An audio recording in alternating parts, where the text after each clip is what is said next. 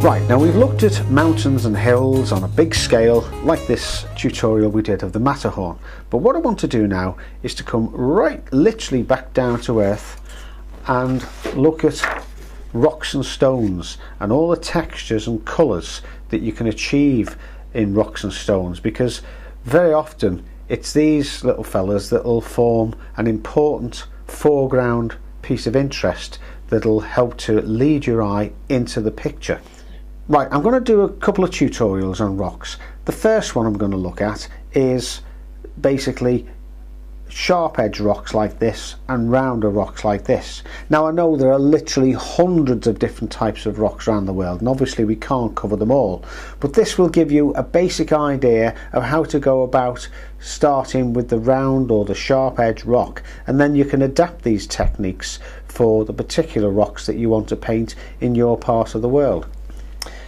Now I'm just going to use a number 12 round and the rigger and traditional painting techniques to do this tutorial, but in the next tutorial we'll have a look at one or two different techniques that will allow you to experiment with creating textures of your own, and that's quite a bit of fun.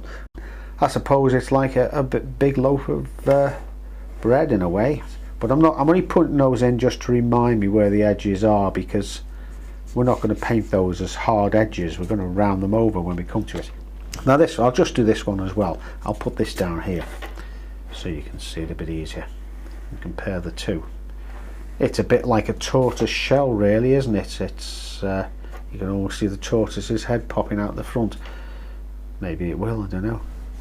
Now often people feel it's a bit easier drawing and painting sharper edge rocks because it's almost like painting by numbers, because you're painting a colour in that little section there and then something else, a shadow or a different colour there, rather than trying to blend things gently and smoothly with the rounder rocks. Now let's keep this simple. It's only essentially a sort of an inverted triangle with a flattened base, a sort of a bucket shape. So we'll draw it like that there, and this is what I like as well, because we've got some moss growing on this rock, so I'll show you how you put that in.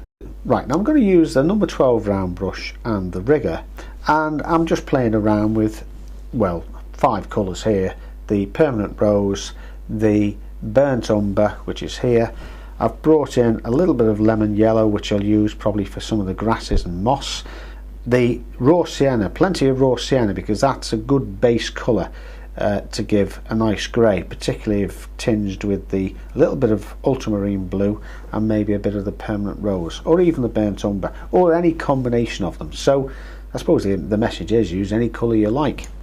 Right, now on the top surface here, if you look closely, it's a bit lighter than the side here. This is the area that's in shadow. You can see a bit of deep shadow underneath where the rock's sitting on the floor, and a little bit of darker shadow here. So I'm going to reflect that in the way I put the colour on. Right, so what I've done here is mixed some raw sienna, a little touch, just one touch almost, of ultramarine blue, a little touch of burnt sienna, and it gives us, if you like, I was going to say, a grey stone colour, which is what you'd expect, but it's a good base colour to start the picture. Now while that's still damp, I'm just going to touch that in on this edge here, but ignore the pencil line that you see at the top. It's not going to stop there, it's going to blend round and through, and then there's another little bit of a dark area here, isn't there? So we'll just touch that in again just before the paint dries. It's running up nicely there, so that's no problem at all. I'm just going to put a stronger mix of that in under there with a bit more blue added now, and that helps to start creating that shadow on the ground like that. Now while I'm doing that, I'm just going to paint a little bit of the ground area with the same sort of mix. I can now soften that off quite gently like that, and it's almost painted in rock for me like that. I'll just reinforce that shadow area on that side of the rock.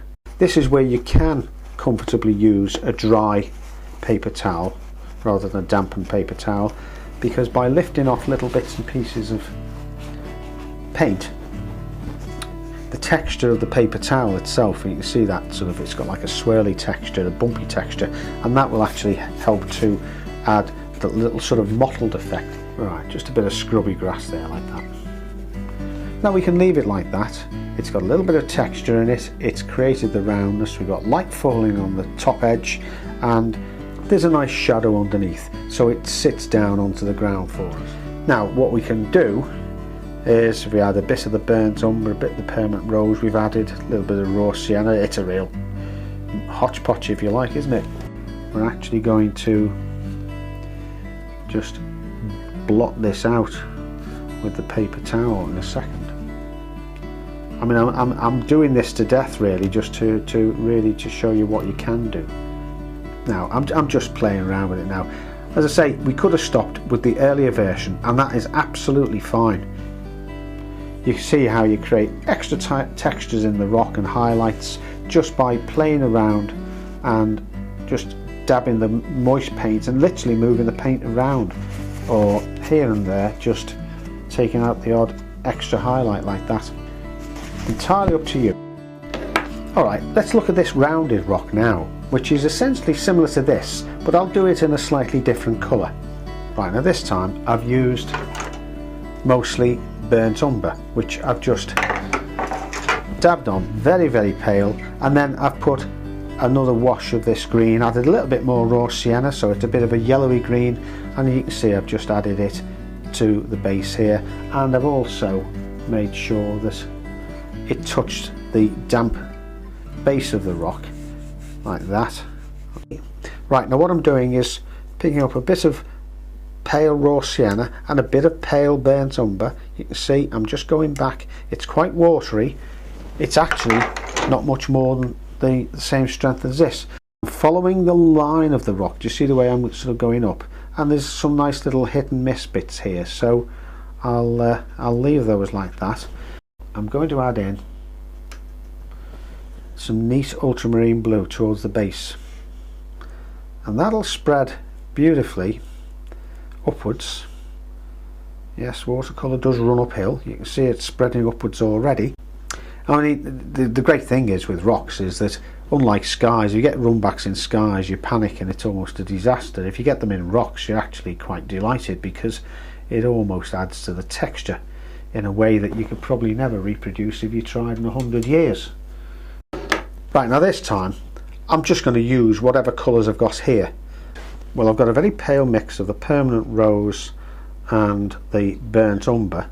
So the colour I just used, which is, as I say, this very, very pale pinky burnt umber colour, we'll add a little bit of ultramarine blue, perhaps a little bit more of the burnt umber to create the grey. Putting this on nice and loosely, we'll put some blue and mix this on the paper. Always a lovely effect with rocks and stones, where you've got that sort of mixing effect. Also almost neat ultramarine blue, there's no problem with that. It looks a bit harsh at the moment, but it'll blend down beautifully if you give it a chance. We put that fairly watery mix in here for that area there, and that's still drying off, but by putting this stronger colour here, it's actually going to push that out of the way. You can see that now. A lot of this needs to be done at the time when you're blending wet in wet, so it does require a bit of planning. That's why I'm mentioning it now. It's blending all over the place and dying back, but it will give me a good foundation when I'm ready to actually finish off. But I'm just scraping downwards here and there just to give a little bit of alternative texture. Just by putting a shadow around that, at the back of that, it creates, you see the way it's created very quickly and very easily, a nice effect, almost like a little bit of rock, chip of rock that's sticking out and creating a shadow this side. So you see we've got these runbacks, as I said before. In a sky we'd be going absolutely berserk now, because we'd say it has ruined the sky, but in rocks, of course, it's great. It creates, gosh, it creates veins and bumps and hollows and all sorts of things that you can just let this brush dance around these little bits and pieces. There's a nice little bit there. It's a little bit of burnt umber, that's neat burnt umber that's somehow got streaked into the paint, because we mixed it actually on the paper rather than on the palette, and it represents, I suppose, a little bit of that metallic sort of streak that you often get in rocks.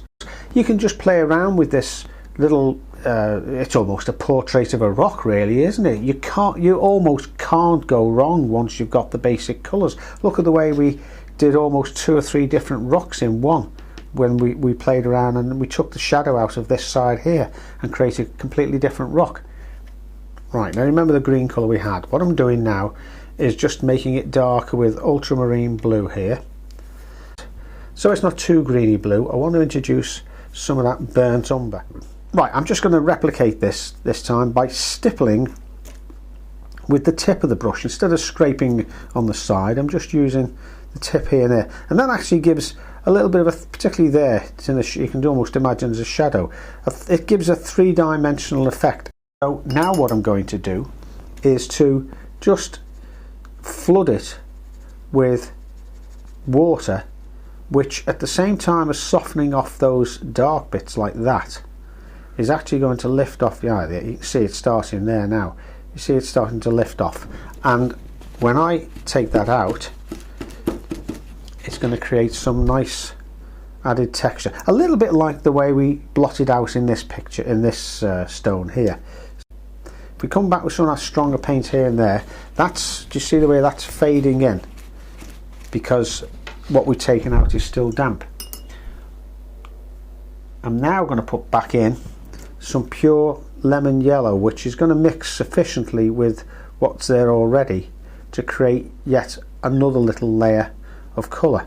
But you can see the idea just by scraping in some of the pure lemon yellow down here. It's given that lovely effect that you start getting that yellowy moss rather than the green. They're just the start of it, if you like.